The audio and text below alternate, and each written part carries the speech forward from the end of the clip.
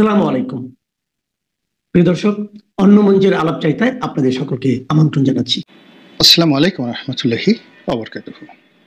সম্মানিত দর্শক, বাংলাদেশ সেনাবাহিনীকে উদ্দেশ্য করে কতিপয় ইউটিউবার, বিশেষ করে বিদেশে যারা আছেন, তারা যে অশ্লীল অশ্রাব্য কথাবার্তা বলে চলেছেন, সেনাবাহিনীর কর্মকর্তাদেরকে হেয় প্রতিপন্ন করার জন্য, তাদেরকে অপমানিত, অপদস্থ এবং মানসিকভাবে বিপর্যস্ত করে তোলার জন্য যে শব্দ প্রয়োগ করছেন, যে ভাষা প্রয়োগ করছেন, তা আলটিমেটলি আমাদের পুরো বাহিনীটিকে ধ্বংসের দিকে নিয়ে যাচ্ছে। আপনারা জানেন যে একটা রাষ্ট্রশক্তি যদি পরিচালনা করতে হয়, তাহলে সে রাষ্ট্রের আইন শৃঙ্খলা রক্ষাকারী যারা বাহিনী রয়েছেন, বিশেষ করে পুলিশ বাহিনী এবং সেনাবাহিনী বা সশস্ত্র বাহিনী, অর্থাৎ বিমান বাহিনী, নৌবাহিনী এবং সেনাবাহিনী, তাদের যে কর্তৃত্ব থাকা দরকার বা তাদের যে ভয় প্রদর্শন করার ক্ষমতা থাকা দরকার, দুষ্টের দমন এবং শিষ্টের পালনে তাদের যে সবসময় একটা দৃঢ়চেতা মনোভাব দরকার, এটা যদি কোনো কারণে অবদমিত হয়ে যায়, এটি যদি কোনো কারণে যাকে বলা হয় বিপর্যস্ত হয়ে পড়ে, তাহলে সেই বাহিনীটিকে ব্যান্ড করতে হয়। যেমন দেখা গেল যে কোথাও যদি কোনো বাহিনী বিদ্রোহ হয়, যেমন বিডিআর মিউটিনি হলো, তো সেক্ষেত্রে এই বিডিআরকে কিন্তু যাকে বলা হয় ডিসব্যান্ড করা হয়েছিল এবং সেখানে বিজিবি করা হয়েছিল। একইভাবে কোন একটা বাহিনী গঠিত হলো, যুদ্ধের একটা নিয়ম হলো, কোন একটা বাহিনী গঠিত হলো এবং সেই বাহিনীর যারা লোকজন তারা মনোবল হারিয়ে ফেললো বা পরাজিত হলো, ওই বাহিনীটিকে আর সেনাবাহিনীতে একীভূত করা হয় না। এটা যেদিন থেকে সেনাবাহিনী গঠিত হয়েছে সেই দিন থেকেই এই নিয়ম প্রচলিত। যেমন ধরুন আলেকজান্ডারের বাহিনী, সিজারের বাহিনী, তো এই বাহিনীগুলো তৈরি হতো, সেটা একেবারে পৃথিবীর প্রথম যে রেগুলার ফোর্স, এখন যারা আমাদের সেনাবাহিনী রয়েছে, এরকম একটা রেগুলার ফোর্সের নাম হলো জেনিসারি। তুরস্কের অটোমান সম্রাটরা এই প্রথম জেনিসারি বাহিনী তারা তৈরি করেছিল, সেনাবাহিনী ক্যান্টনমেন্টে যারা থাকতেন। আর এর আগে সারা দুনিয়াতে যেটা হলো রাজকীয় যেটা রয়্যাল ফোর্স, যাদেরকে মূলত রাজার বা সম্রাটের বডিগার্ড বা প্রাসাদের দ্বাররক্ষী হিসেবে তাদেরকে বিবেচনা করা হতো, কেবলমাত্র তারা রেগুলার ফোর্স হিসেবে বিবেচিত হতেন এবং তারা প্রাসাদে থাকতেন। এর বাইরে যে সৈন্যবাহিনী গঠিত হতো, সেই সৈন্যবাহিনী রেগুলার ফোর্স ছিল না। অর্থাৎ এটা যেটা করা হতো সেটা হলো তাদেরকে কোনো যুদ্ধ উপলক্ষে গঠন করা হতো এবং সেই যুদ্ধের সময় সেনাবাহিনী প্রধান নিয়োজিত হতো এবং সেটা প্রায় রাজপরিবারের পক্ষ থেকে বা রাজকীয় বাহিনী থেকে, যেটা প্রেসিডেন্টের গার্ড রেজিমেন্ট বা সম্রাটের গার্ড রেজিমেন্ট, তো সেখান থেকে কাউকে সেনাপ্রধান নিয়োগ করা হতো, তারপর সে যুদ্ধ পরিচালনা করা হতো। ভারতে মুঘলদের জমানাতে, এমনকি সিরাজউদ্দৌলার জামানাতে যেটা করা হতো, বড় বড় মসনবদার বলা হতো বা জমিদারি বলা হতো, সেই জমিদারি দিয়ে দেওয়া হতো কোনো রায় বাহাদুর, খান বাহাদুর, সুবেদার তাদেরকে, এবং সম্রাট অনুমতি দিতেন যে এই তোমাকে যে পরিমাণ জমি দিলাম এর বিনিময়ে তুমি 1000 ঘোড়ার সওয়ার রাখতে পারবে, 5000 পদাতিক রাখতে পারবে, এই তোমার কমান্ড, এবং এটা আমার যখন প্রয়োজন হবে সঙ্গে সঙ্গে তুমি সেটা সরবরাহ করবে। এবং এভাবেই দেখা গেল যে বড় বড় যুদ্ধগুলো মুঘলরা জয়লাভ করেছে এবং মুঘলদের অর্থাৎ আওরঙ্গজেবের সৈন্যবাহিনীতে অলমোস্ট 30 লাখ এরকম রেগুলার ফোর্স ছিলেন, যাদের মসনবদার। তো দিল্লিতে, আগ্রাতে, মানে তার যে রাজপুত্র বা তার নিজের যে বডিগার্ড, সব মিলিয়ে সাকুল্য হয়তো 50,000-এর মতো রেগুলার ফোর্স ছিল। আর বাকি 29.5 লাখ যে সৈন্য, এটা রাজ্যের বিভিন্ন জায়গাতে যারা সুবেদার ছিলেন, মসনবদার ছিলেন, তাদের অধীনে এই সৈন্যবাহিনী স্বাধীনভাবে তারা সেই রিক্রুটমেন্ট করতেন। যেমন শায়েস্তা খানের অধীনে বাংলার যে সুবেদারি ছিল, এখানের যে সৈন্যবাহিনী রিক্রুটমেন্ট থেকে শুরু করে সব কিছু তাদেরকে করতে হতো। তো এই যে সৈন্যবাহিনীর যে ইতিহাস, সেই ইতিহাসের মসনবদার হোক কিংবা রেগুলার ফোর্স হোক কিংবা আলেকজান্ডারের ফোর্স হোক কিংবা আধুনিক যুগে এখন জেনারেল ওয়াকরুজ্জামানের আন্ডারে যে ফোর্স আছে, সামরিক বিধিতে সবার জন্য একই নিয়ম। পালানো যাবে না, পশ্চাৎপদ হওয়া যাবে না এবং কোনো অবস্থাতে কমান্ডারের হুকুম অমান্য করা যাবে না। তাহলে কি হবে? ডাইরেক্ট মৃত্যুদণ্ড। আর সেনাবাহিনীর এই কাজগুলো বা আইনশৃঙ্খলা রক্ষাকারী বাহিনীর এই কাজগুলো করতে গিয়ে তাদেরকে অবাধ স্বাধীনতা দেওয়া হয়েছে। যখন কোনো একটি রাজ্য জয় হতো, সেই রাজ্যের দাসদাসী মানে অধিবাসীদেরকে দাসদাসী বানানো, তাদের সহায় সম্পত্তি লুণ্ঠন করা এবং নির্বিচারে বিজয় লাভ করার পরে হত্যা করার অবাধ লাইসেন্স সব যুগে সব বাহিনীর ছিল, এখন পর্যন্ত আছে সেই জিনিসটি। তো এই যে একটা বাহিনীর তার যে কর্তৃত্ব, তার যে পোশাকের যে গৌরব, তার অস্ত্রের যে দাপট এবং তাণ্ডব, এটি যদি না থাকে তাহলে সেই বাহিনীর অস্তিত্ব থাকে না এবং কার্যত সেই বাহিনী একটা সময় অকার্যকর হয়ে পড়ে। তো আমাদের সেনাবাহিনী এখন কোন পর্যায়ে রয়েছে? গত একটি বছরে যে সেনাবাহিনীকে আমি দেখছি, এটি আমার জীবনে স্বাধীনতার পরে এই দৃশ্য আমি কখনো দেখিনি। এরা বেশিরভাগ ক্ষেত্রে অসহায় হয়ে পড়ছেন, অনেক ক্ষেত্রে তারা আকাশের দিকে ফ্যাল করে তাকিয়ে থাকছেন এবং রাস্তায় যখন তারা ডিউটি পালন করেন প্রায় তাদের চোখে মুখে এক ধরনের অসহায়ত্ব ফুটে ওঠে। বিভিন্ন জায়গাতে যে সেনা ক্যাম্পগুলো রয়েছে, আমি তাদেরকে দেখেছি যে সেনাবাহিনী এরশাদ জামানাতে, জিয়াউর রহমানের জামানাতে, এমনকি শেখ হাসিনার জামানাতে তাদের দিকে যারা তাকাতে সাহস পেতেন না, কিংবা এই সেনাবাহিনীর কোনো কর্মকর্তা যদি কারো দিকে তাকাতেন তাহলে তার অন্তরাত্মা কেঁপে উঠত।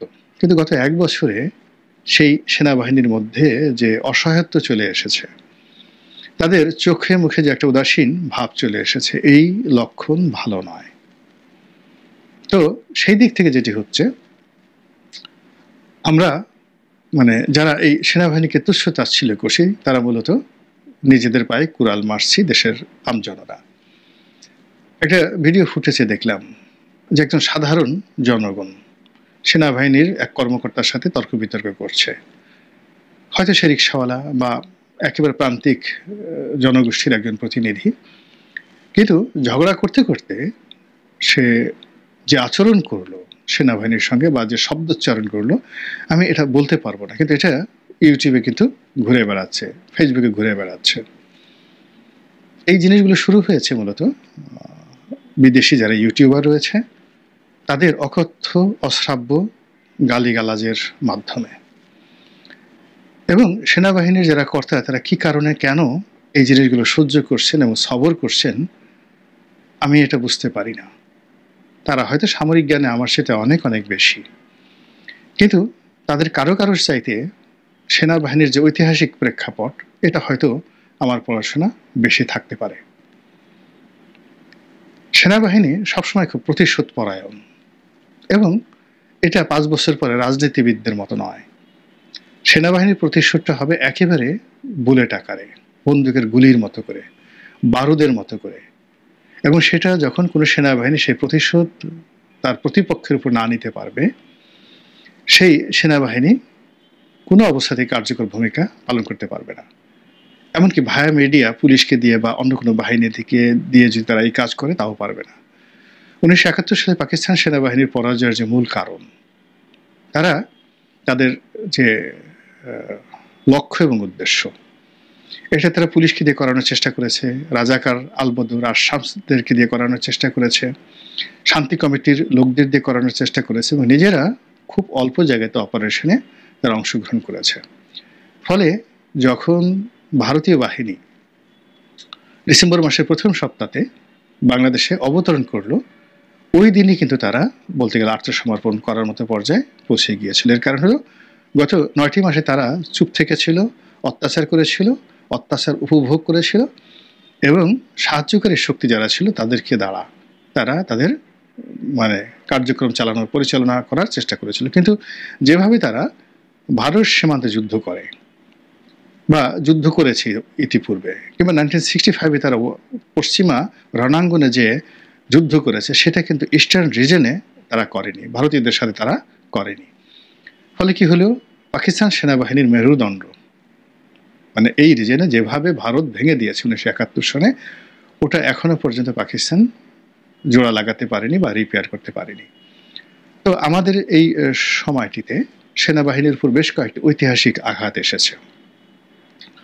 প্রথম আঘাতটি এসছে রক্ষী বাহিনী গঠন করার মাধ্যমে।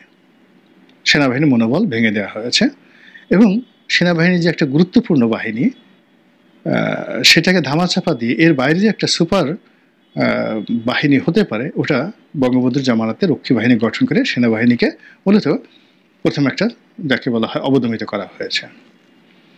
দ্বিতীয়ত এই সেনাবাহিনীকে অবদমিত করা হয়েছে র্যাব গঠনের মাধ্যমে। র্যাব থেকে যারা এসেছে আবার যারা বাহিনীতে ফিরে গেছে, তারা পুরো বাহিনীর যে হোমোজেনিয়াসটা সেটা তারা নষ্ট করেছে।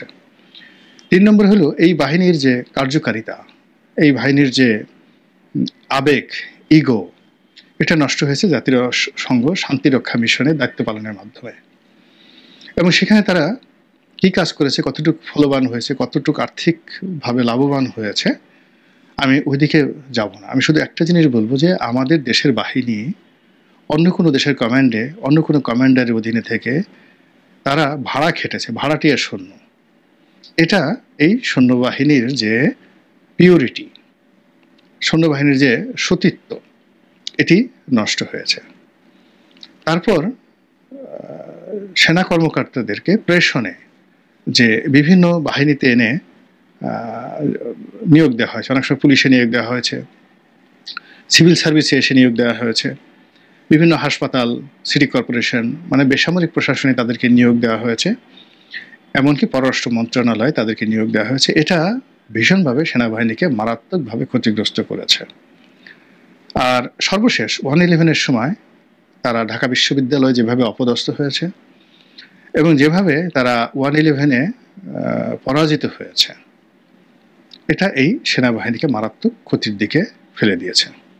পরবর্তীতে আওয়ামী লীগ জমানাতে এবং বিএনপি জমানাতে, আমি এটা 2001 সন থেকে বলবো যে সেনাবাহিনীর মধ্যে পলিটিক্স ঢুকিয়ে দেওয়া হয়েছে। 2001 সনের আগে এরকমটা ছিল না। আমাদের লোককেই সেনাপ্রধান বানাতে হবে, আমাদের আত্মীয় স্বজনকে বানাতে হবে, তারপর সেনাবাহিনীর লোকদেরকে বাইরে ডেকে আনতে হবে, তাদের কাছ থেকে ছাড় শুনতে হবে। এরকম নানা কারণে আমাদের যে সেনাবাহিনী, সেই সেনাবাহিনীর যে ইমেজ, এটা থাকেনি। আপনি যদি 1986-87 আরও পরে 83-84 সনের সেনাবাহিনীর প্যারেড দেখেন, বিজিবির প্যারেড দেখেন, একজন সেনা কর্মকর্তা দেখাতে পারবেন না যাদের ভুঁড়ি আছে। আবার বলছি, 80-র দশকে এরশাদ জমানাতে, ইনক্লুডিং হোসেন মোহাম্মদ এরশাদ, কাউকে দেখাতে পারবেন না যে সেনাবাহিনীর কোনো কর্মকর্তার ভুঁড়ি আছে। একদম এখন চায়নার সৈন্যদের, পাকিস্তানের সৈন্যদের যে ধরনের একটা যাকে বলা হয় পেটানো শরীর, ওইরকম একটা শরীর ছিল বাংলাদেশ সেনাবাহিনীর। কিন্তু এই সেনাবাহিনীতে ধীরে ধীরে নিয়ম হলো এয়ার কন্ডিশন করা, গাড়িতে থাকবে, বাড়িতে থাকবে, মাজায় বেল্ট পরতে হবে না, ভুঁড়ি হলে কোনো শাস্তি পেতে হবে না। দ্বিতীয়ত হলো আকার, মানে ধীরে ধীরে সেনাবাহিনীতে যারা নিয়োগ লাভ করতে শুরু করলো, তারা একেবারে লম্বা ছিল প্রথমে 6 ফিট উচ্চতা, 5 ফিট 7 ইঞ্চি 8 ইঞ্চি, এইগুলো নামতে নামতে এখন 5 ফুটই জেনারেল হয়ে গেছে। এখন ধরেন মইনু আহমেদের মতো একজন খাটো জেনারেল, ছোটোখাটো জেনারেল সেনাপ্রধান, আপনার সামনে এসে যতই চিল্লাফাল্লা করুক না কেন, তাকে আপনার ওইরকম মনে হবে না যে এই লোক আসলে সেনাবাহিনী প্রধান। কিন্তু আপনি অতীতে যে সমস্ত সেনাপ্রধান ছিলেন, যারা দেখতে শুনতে লম্বা চওড়া বিশাল দেহী ছিলেন, তাদেরকে দেখলেই মনে হতো তারা একজন জেনারেল। তো এই জিনিসগুলো আস্তে আস্তে আস্তে আস্তে সেনাবাহিনীকে তার যে মর্যাদার যে জায়গা, সেই জায়গাটা থেকে ধীরে ধীরে তুচ্ছ তাচ্ছিল্য করে একেবারে সাধারণ পর্যায়ে নিয়ে আসছে। এবং সবশেষ যেটা হলো সেনাবাহিনীর যে ইঞ্জিনিয়ারিং কোর যেটা রয়েছে, সেই ইঞ্জিনিয়ারিং কোরের মাধ্যমে সেনাবাহিনীর যে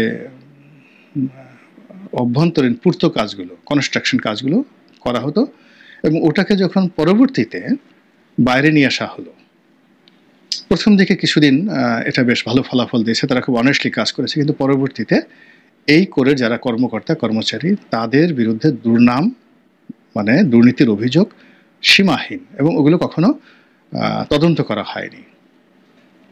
এরপরে যেটা আছে সেনাবাহিনীর যে ক্রয় পরিদপ্তর, তো যেখান থেকে সেনা বাহিনীর যে সকল কর্মকর্তারা ওখানে থেকে এই ক্রয় বিক্রয় করেন, তো তাদের দুর্নাম বদনাম সাম্প্রতিক সময় অনেক অনেক বেড়ে গেছে। তো এই জিনিসগুলো বুঝতে হবে। এবং এর ফলে কি হলো, এই যে এখন দেখুন যারা ইউটিউবাররা গালাগালি করছে, সেই গালাগালির সঙ্গে তাদের অতীতের সমস্ত কর্মকাণ্ডগুলো একসাথে মাথার উপর এসে বোঝা হয়ে পড়েছে। অথচ সেনাবাহিনীর যারা কমান্ডিং অফিসার রয়েছেন তারা যদি চান যে এই গালাগালি বন্ধ করবেন, 24 ঘন্টার বেশি লাগে না। তাদের যে ডিজিএফআই আছে, তাদের যে সেনা গোয়েন্দা আছে, তাদের যে এখন মাঠে যে ডেপ্লয় আছে, দেশে থাকুক দেশের বাইরে থাকুক, এনি বডি, তাদের গালাগালি বন্ধ করতে তাদের সেনাবাহিনীর 1 মিনিট সময় লাগে না। কেন তারা এই কাজগুলো করছে না? এমনি হাজারো সমস্যার মধ্যে তারা ঘুরপাক খাচ্ছে, তার মধ্যে যদি আবার এরকম গালাগালি খাওয়ার পরে তাদের পরিণতি কি হতে পারে, আমি একটা ছোট্ট উদাহরণ দিই। আপনারা অনেক সময় দেখেছেন যে দুটো হিংস্র প্রাণী, রাজকীয় প্রাণী, বাঘ এবং সিংহ, তারা সার্কাসে খেলাধুলা করে এবং অনেক জায়গাতে তারা গৃহপালিত প্রাণী হিসেবে ব্যবহৃত হয়, বিশেষ করে মিডল ইস্টে। সেই ব্ল্যাক চিতা বলেন বা অন্য যে দুধর্ষ চিতাগুলো, সেই চিতাবাঘ, রয়্যাল বেঙ্গল টাইগার এবং সিংহ। এখন আরবের শেখরা এদেরকে পোষ মানায়। কিভাবে পোষ মানায় এই কথা আমি বলতে লজ্জা পাচ্ছি, কিন্তু বাস্তবতা হলো যে বাঘ সিংহ সার্কাসে নাচানাচি করে, খেলাধুলা করে, মানুষদেরকে বিনোদন দেয়। সেক্ষেত্রে তাদের নামটা শুধু বাঘ সিংহ থাকে, কিন্তু পাশে যে বিশেষণ যুক্ত হয় সেটা হলো সার্কাসের বাঘ। কিন্তু এই বাঘটি যখন বনে থাকে তার অবস্থা কি হয়? আমাদের কয়েকজন সাহসী বন্ধু একবারে সুন্দরবনে গেল। তো যাওয়ার পরে তো সুন্দরবনে কি একটা রাস মেলা হয়, সেখান থেকে তারা একটু বনের মধ্যে ঢোকার চেষ্টা করলো। তো আমি বললাম যে বাঘ ঠাক দেখেছেন কিনা? কয় স্যার বাঘ দেখিনি, কিন্তু বাঘের গন্ধ পেয়েছি। তা বললাম যে এতে ফিরে আসলেন? তো বললো যে স্যার কি বলবো, আমার বন্ধু কিন্তু আমরা দুষ্টামি করে একে অপরকে স্যার বলতাম। তো বললো যে স্যার কি বলবো, বাঘের ডাক দিলে তো মরেই যেতাম, দেখা তো দূরের কথা, দূর থেকে গন্ধ শুকেছি। আমরা 10-12 জন ছিলাম, পায়ে হাতে যে কাঁপুনি শুরু হয়েছে, আর মিনিট 5 যদি সেখানে দাঁড়িয়ে থাকতাম ওখানে আমাদের হাত পা অবশ হয়ে যেত। এই হলো রয়্যাল বেঙ্গল টাইগার। তো কাজেই সেই রয়্যাল বেঙ্গল টাইগারকে যদি সার্কাসের বাঘ বানানো যায়, চিড়িয়াখানার বাঘ বানানো যায়, তো সেক্ষেত্রে আমাদের যারা রয়্যাল বেঙ্গল টাইগার আছেন সেনাবাহিনীতে, তারা যদি এই বিষয়গুলো বিবেচনা করেন, এই জাতি রক্ষা পাবে। তাদের মর্যাদা আমাদের মর্যাদা, তাদের সম্মান আমাদের সম্মান। আল্লাহ আমাদের সবাইকে হেদায়েত দান করুন এবং হেফাজত করুন। আসসালামু আলাইকুম ওয়া রাহমাতুল্লাহি ওয়া বারাকাতুহু।